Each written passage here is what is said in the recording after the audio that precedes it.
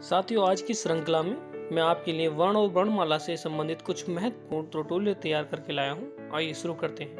वर्ण वर्ण उस मूल ध्वनि को कहते हैं जिसके खंड या टुकड़े नहीं किए जा सकते, जैसे ए, ई, वे, चे, के, खे इत्यादि। वर्ण भाषा की सबसे छोटी इकाई है। इसके और खंड नहीं किए जा सकते हैं। उदाहरण द्वारा मूल ध्वनियों को यहाँ स्पष्ट किया जा सकता है।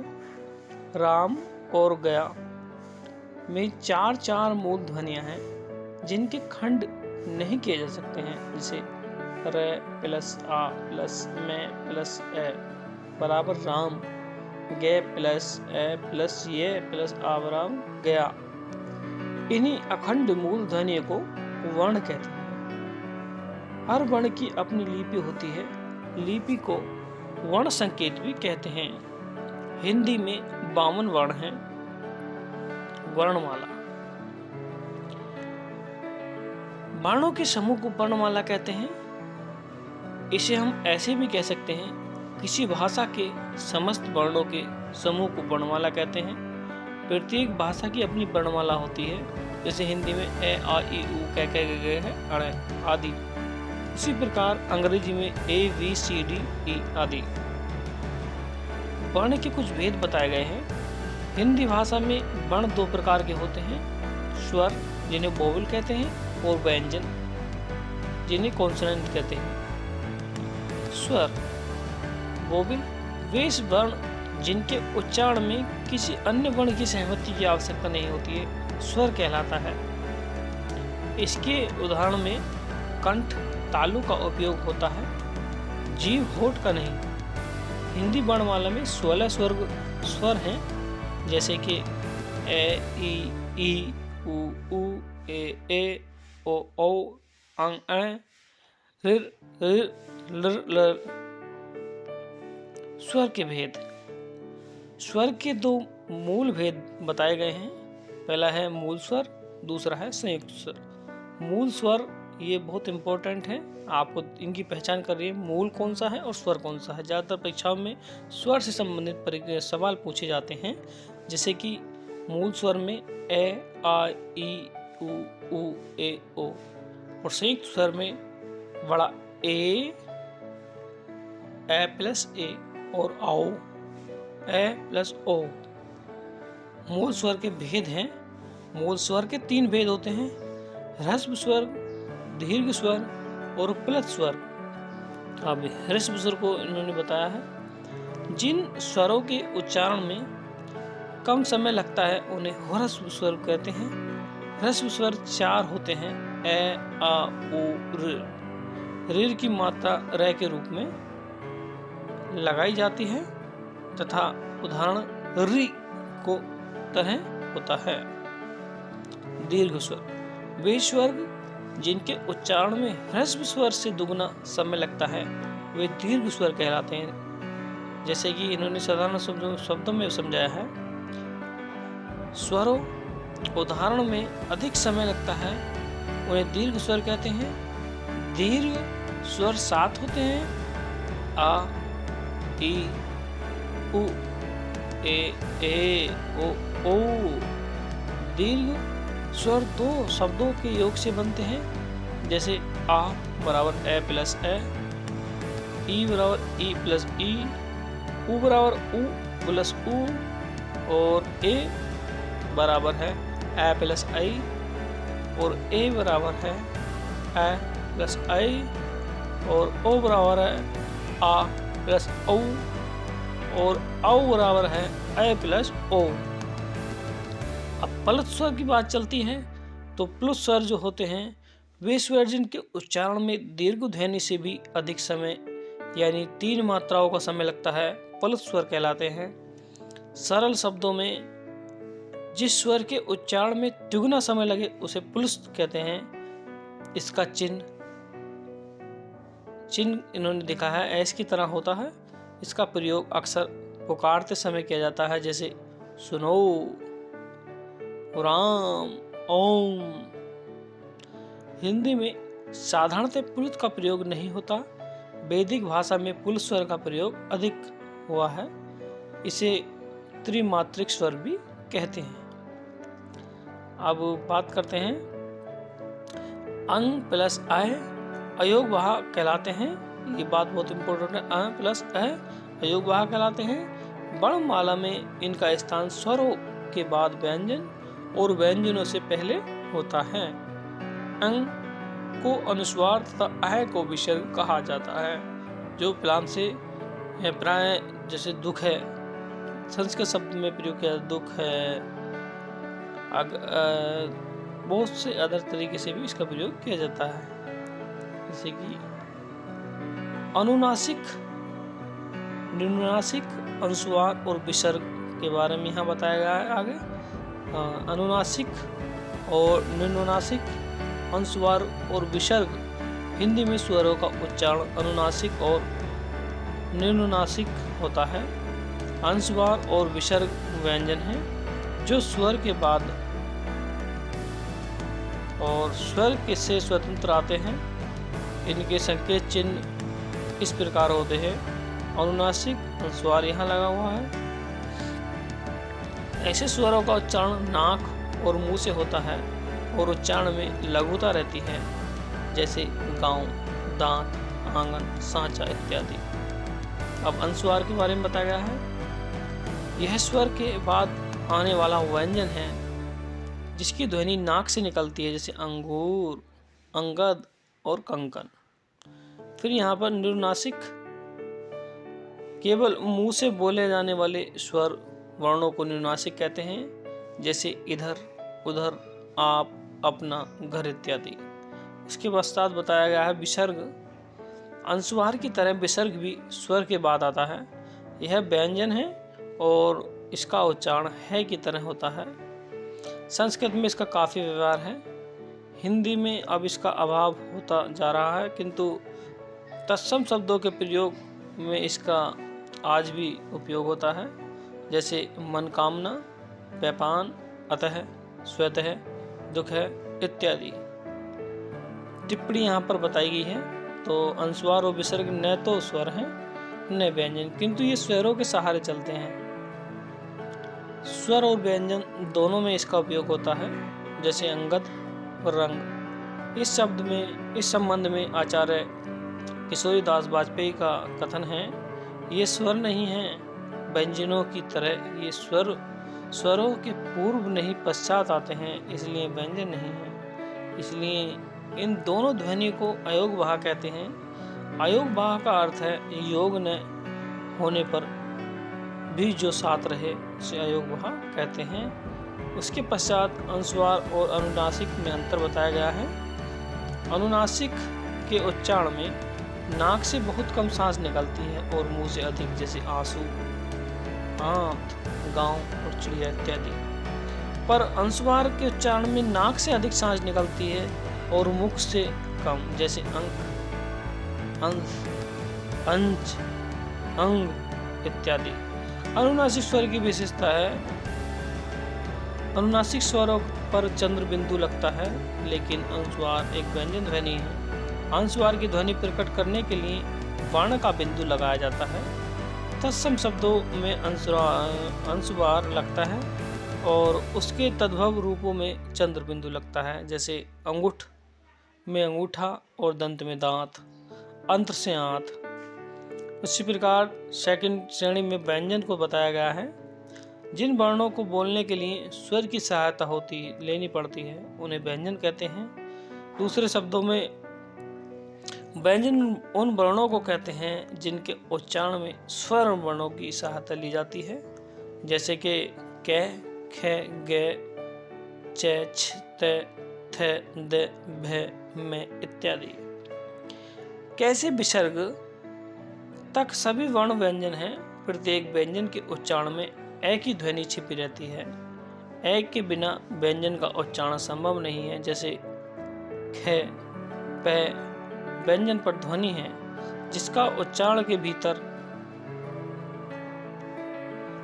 उच्चारण में भीतर से आती हुई वायु मुख में कहीं नहीं जाती, किसी न किसी रूप में बाधित होती है। स्वर्ण वर्ण स्वतंत्र और व्यंजन स्वर पर आश्रित है। हिंदी में व्यंजन वर्णों की संख्या 33 है। व्यंजनों के प्रकार यहाँ बताए गए हैं। व्यंजनों के 3 प्रकार होते हैं: स्पर्श व्यंजन, अंतस्थ व्यंजन और ऊष्म व्यंजन। स्पर्श व्यंजन के बारे में बताया गया है। स्पर्श का अर्थ होता है छूना। जिन व्यंजनों का उच्चारण करते समय जीभ मुख के किसी भाग जैसे कंठ, तालु, मूर्धा, दांत या होठ का स्पर्श करते हैं उसे स्पर्श व्यंजन कहते हैं। साथियों, दूसरे शब्दों में यहाँ बताया गया है कि ये कंठ, तालु, मूर्धा, दंत और ओष्ठ स्थानों के स्पर्श से बोले जाते हैं। इसी से इन्हें स्पर्श व्यंजन भी कहा जाता है। इन्हें हम वर्गीय व्यंजन भी कहते हैं क्योंकि ये उच्चारण स्थान की अलग अलग एकता लिए हुए वर्गों में विभक्त होते हैं। ये 25 व्यंजन होते हैं जिसमें अलग अलग श्रेणी में बांटा गया है। ये बहुत इम्पोर्टेंट कड़ी है, इसे आप देखना। इसमें कै वर्ग से संबंधित कुछ व्यंजनों को बताया गया है कि ये कहाँ से निकलते हैं। जैसे कि इन व्यंजनों को 4 भागों में बांट लिया गया, 5 भागों में बांट लिया गया है, जिसमें कै वर्ग से संबंधित कुछ हैं। ये जो कंठ से निकलते हैं उनको बताया गया है कै, ख, ग, घ, अण। जो सेकंड है वो च वर्ग में माने गए हैं, जिन्हें बोलते हैं च, छ, ज, झ, ण। ये तालु स्पर्श करते हैं। और ट वर्ण है ट, ठ, ड, ढ, ढ और ढ, ये मूर्धा का स्पर्श करते हैं। बाकी अब तय वर्ग 4 श्रेणी में तय वर्ग है जिसमें तय, थ, द, ध, न ये दांतों का स्पर्श करते हैं। उसी प्रकार 5 जो वर्ग है जिसे बोलते हैं पै वर्ग, ये पै, फै, ब, व, में ये होठों का स्पर्श करते हैं। इसी प्रकार सेकंड श्रेणी में अंतस्थ व्यंजन का यहाँ पर विस्तार पूर्वक अध्ययन किया गया है। अंत का अर्थ होता है भीतर। उच्चारण के समय जो व्यंजन मुंह के भीतर ही रहें उन्हें अंतस्थ व्यंजन भी कहते हैं। जैसे अंत है बराबर मध्य या बीच, स्थ बराबर स्थित। इन व्यंजनों का उच्चारण स्वर तथा व्यंजन के मध्य का होता है। उच्चारण के समय जिह्वा मुख के किसी भाग को स्पर्श नहीं करती है। ये बात आपको स्पष्ट होती है कि अंतस्थ या मध्यस्थ जो शब्द है, ये जो कड़ी है, इस कड़ी के अंदर जो शब्द है वो मुंह के अंदर ही रह जाते हैं, ये बाहर नहीं निकलते हैं। अब यहाँ पर कुछ शब्दों का उच्चारण करते हुए बताया गया है। ये व्यंजन 4 प्रकार के होते हैं, जैसे य, र, ल, व। इनका उच्चारण जीभ, तालु और होठों के परस्पर सटाने से होता है, किंतु कहीं भी पूर्ण स्पर्श नहीं होता। अतः ये 4 अंतस्थ व्यंजन अर्धस्वर कहलाते हैं। अब थर्ड श्रेणी है ऊष्म व्यंजन। ऊष्म का अर्थ होता है गर्म। जिन वर्णों के उच्चारण के समय हवा मुख के विभिन्न भागों से टकराने और सांस में गर्मी पैदा कर दे उसे ऊष्म व्यंजन कहते हैं। ऊष्म बराबर गर्म। इन व्यंजनों के उच्चारण के समय वायु मुख में रगड़ खाकर ऊष्मा पैदा करती है, यानी उच्चारण के समय मुख में गर्म हवा निकलती है। ऊष्म व्यंजनों का उदाहरण एक प्रकार की रगड़ या घर्षण से उत्पन्न वायु से होता है। ये भी 4 व्यंजन होते हैं, जैसे कि बड़ा से बोलते हैं हम, और एक 66 कोड बोलते हैं, एक स है और एक है। उच्चारण स्थान के आधार पर व्यंजनों का वर्गीकरण यहाँ किया गया है। व्यंजनों का उच्चारण करते समय हवा मुख के अलग अलग भागों से टकराती है। उच्चारण के अंगों के आधार पर व्यंजनों का वर्गीकरण इस प्रकार है। कंठ गले में क, ख, ग, घ, अण और तालब में कठोर तालु से च, छ, ज, झ, अण, ये, से और मूर्धन्य से कठोर तालु के अगले भाग से है। इन्हें बोलते हैं ट, ठ, ड, ढ, ठ और उसके पश्चात से। दांतों से त, थ, द, ध, न वर्ध से दांतों के मूल से जे रे ले और ओष्ठ दोनों होठों से पे फे ब भे और दंतोष्ठ यानी निचले होठ व ऊपरी दांतों से व फे और 8 है स्वर यंत्र से है। अब बात आती है श्वास या प्राणवायु की मात्रा के आधार पर वर्ण के भेद बताने की। उच्चारण में वायु प्रेक्षण की दृष्टि से व्यंजनों के 2 भाग हैं, अल्प प्राण और महाप्राण। अब अल्प प्राण के बारे में चर्चा करते हैं। इनके उच्चारण में श्वास पूर्व से अल्प मात्रा में निकले और जिनमें हकार जैसी ध्वनि होती है उन्हें अल्प प्राण कहते हैं। सरल शब्दों में बताया गया है कि जिन वर्णों के उच्चारण में वायु की मात्रा कम होती है वे अल्प प्राण कहलाते हैं। फिर आगे की बात है, प्रत्येक वर्ग का पहला, तीसरा और 5वां वर्ण अल्प प्राण व्यंजन है, जैसे कि कै, गे, ण, जे, न, टे, अड़, ध, ते, दे, ने, पे, वे, में। अंतस्थ ये रेले वे भी अल्प प्राण ही हैं। अब महाप्राण की बात करते हैं तो जिनके उच्चारण में हकार जैसी ध्वनि विशेष रूप से रहती है और श्वास अधिक मात्रा में निकलती है उन्हें महाप्राण कहते हैं। सरल शब्दों में इसके बारे में बताया गया कि जिन वर्णों के उच्चारण में वायु की मात्रा अधिक होती है वे महाप्राण कहलाते हैं। प्रत्येक वर्ग का दूसरा और चौथा वर्ण तथा समस्त ऊष्मा वर्ण महाप्राण है।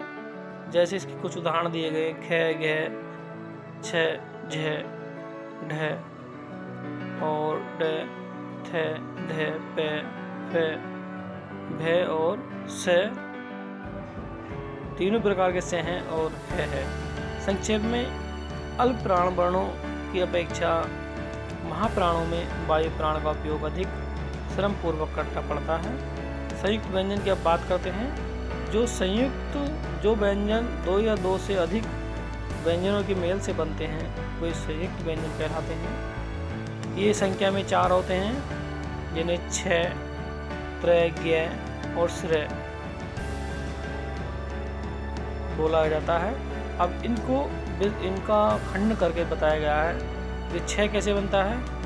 कै, से और ए का यूज करके ये 6 शब्द बनता है। इसका प्रयोग होता है रक्षक, भक्षक, क्षोभ, ये 6 में। उसके पश्चात त्रय का बताया गया है, तैर, ए बराबर त्रय, जैसे पत्रिका, त्राण, सर्वत्र, त्रिकोण। उसके पश्चात ज्ञ का बताया गया है, सर्वज्ञ, ज्ञाता, विज्ञान या विज्ञापन। फिर श्रेय से संबंधित बताया गया है, से, रे, ए, श्रीमती, श्रम और परिश्रम, श्रवण आदि।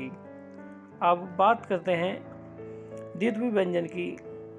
जब एक व्यंजन का अपने समरूप व्यंजन से मेल होता है तब वह द्वित्व व्यंजन कहलाता है। जैसे कि कै प्लस कै पक्का और च प्लस च कच्चा, मैं प्लस में चम और तय प्लस तय पत्त।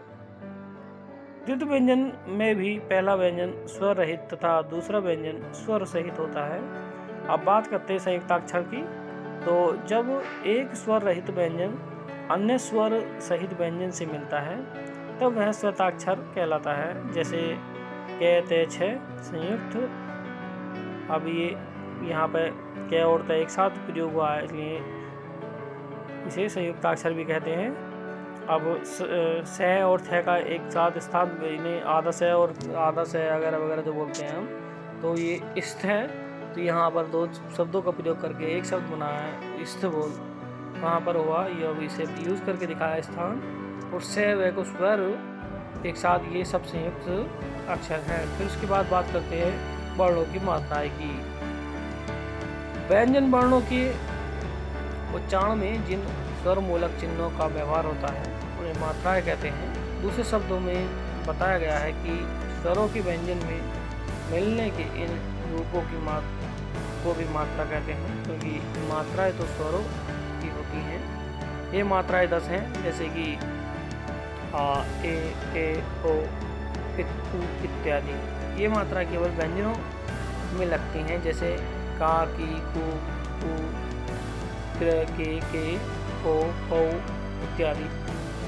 स्वर वर्णों की ही ह्रस्व दीर्घ या छंद में लघु गुरु मात्राएं होती हैं, जो व्यंजन में लगने पर उनकी मात्राएं हो जाती हैं। हाँ, व्यंजनों में लगने पर स्वर उपयुक्त 10 रूपों में हो जाते हैं। अब घोष और अघोष व्यंजन की बात करते हैं। अब घोष व्यंजन है नाद की दृष्टि से जिन व्यंजन वर्णों के उच्चारण में स्वर तंत्रियां झंकृत होती हैं वे घोष कहलाते हैं। अघोष व्यंजन की बात करते हैं तो नाद की दृष्टि से जिन व्यंजनों के उच्चारण में स्वरंत्रियां झंकृत नहीं होती हैं वे अघोष कहलाते हैं। घोष में केवल नाद का उपयोग होता है, जैसे अघोष में केवल श्वास का उपयोग। अब उदाहरण के लिए हम कहते हैं अघोष वर्ण कै, ख, च, छ, ट, ठ, ते, पे, पे, फे, से। और घोष वर्ण प्रत्येक वर्ग का तीसरा, चौथा और पांचवा वर्ण सारे स्वर वर्ण ये, रे, ले, वे और है, हल। अब व्यंजनों के नीचे जब एक तिरछा रेखा लगाई जाए तब उसे हलंत, जिसे हलंत बोलते हैं, कहते हैं। हल लगाने का अर्थ है कि व्यंजन में स्वर वर्ण का बिल्कुल अभाव है या व्यंजन आधा है, जैसे कि के व्यंजन वर्ण है, इसमें ए स्वर वर्ण की ध्वनि छिपी है। यदि हम इस ध्वनि को बिल्कुल अलग कर दें तो कै में कलंत या हल में हल चिन्ह लगाना आवश्यक होगा। ऐसी स्थिति में इसके रूप इस प्रकार होंगे कै, ख, गे, च। हिंदी में कुछ नए वर्ण बनाए गए हैं। तो हिंदी वर्णमाला में 5 नए व्यंजन जैसे छ, त्र, गे, ये है जोड़े गए हैं, किंतु इनमें प्रथम 3 स्वतंत्र न होकर संयुक्त व्यंजन हैं, जिनका खंड किया जा सकता है। जैसे कैसे बराबर 6 और तेरह बराबर त्रय और गे ये गण गे। और इसी प्रकार 6 और त्रय और गे की गिनती स्वर वर्णों में नहीं होती। ड और ढ के नीचे बिंदु लगाकर 2 नए अक्षर ड और ढ बनाए गए हैं, वे संयुक्त व्यंजन हैं। अब साथियों बात करते हैं वर्णों के उच्चारण से संबंधित। तो कोई भी वर्ण मुंह के भिन्न भिन्न भागों में बोला जाता है, उन्हें उच्चारण स्थान कहते हैं। मुख के 6 भाग होते हैं, कंठ, तालु, मूर्धन्य, दांत, ओष्ठ और नाक। हिंदी के सभी वर्ण इन्हीं से अनुशासित और उच्चारित होते हैं। क्योंकि उच्चारण स्थान भिन्न है, इसलिए वर्णों की निम्नलिखित श्रेणियां बनाई गई हैं, जो हम पूर्व में चर्चा कर चुके हैं। जैसे कंठ है, तालव्य, मूर्धन्य, दंत्य, ओष्ठ और आपके कंठ, तालव्य और कोष्ठ है, और उसके पश्चात दंतोष्ठ है। ये कड़ी बनाई गई हैं। फिर अब बात करते हैं स्वर वर्णों के उच्चारण की। तो यहाँ पर कुछ उच्चारण बताए गए हैं। जैसे ए का उच्चारण, यह कंठ ध्वनि है, इसमें व्यंजन मिला रहता है। अब यहाँ इसकी विशेष चर्चा करके दिखाई गई है। अब साथियों बात करते हैं एक सबसे महत्वपूर्ण शब्द है, वो है इनका आपस में व्यंजनों का कहाँ कहाँ उच्चारण क्या क्या होता है। जैसे व और व का उच्चारण, व का उच्चारण स्थान दंतोष्ठ है, अर्थात दांत और ओष्ठ के संयोग से व का उच्चारण होता है, और व का उच्चारण 2 होठों के मेल से होता है। हिंदी में इनके उच्चारण और लिखावट पर पूरा ध्यान नहीं दिया जाता है। नतीजा यह होता है कि लिखने और बोलने में बद्दी भूली हो जाया करती हैं। वेद और वेद और वायु कहना भद्दा लगता है। उसी प्रकार अब हम बात करते हैं नेक्स्ट कड़ी की, ड और ढ का उच्चारण। ये सारे उच्चारण हैं जो विस्तृत रूप से यहाँ पर अलग अलग तरीके से समझाए गए हैं। अब हम विशेष रूप से जो चर्चा करते हैं वो करेंगे अगली कड़ी की। तो अगली कड़ी में साथियों हम फिर कोई नया टॉपिक आपके लिए लेकर आएंगे। फिलहाल आज के लिए इतना ही। अगर हम ज़्यादा बड़ी कड़ी तैयार करेंगे तो आप बैठे बैठे बोर हो जाएंगे। तो साथियों आज की कड़ी में इतना ही। अगर आपको मेरा वीडियो पसंद आया है, ज़रा भी पसंद आया है, तो मेरे चैनल को लाइक, सब्सक्राइब और कमेंट्स करना ना भूलें। धन्यवाद।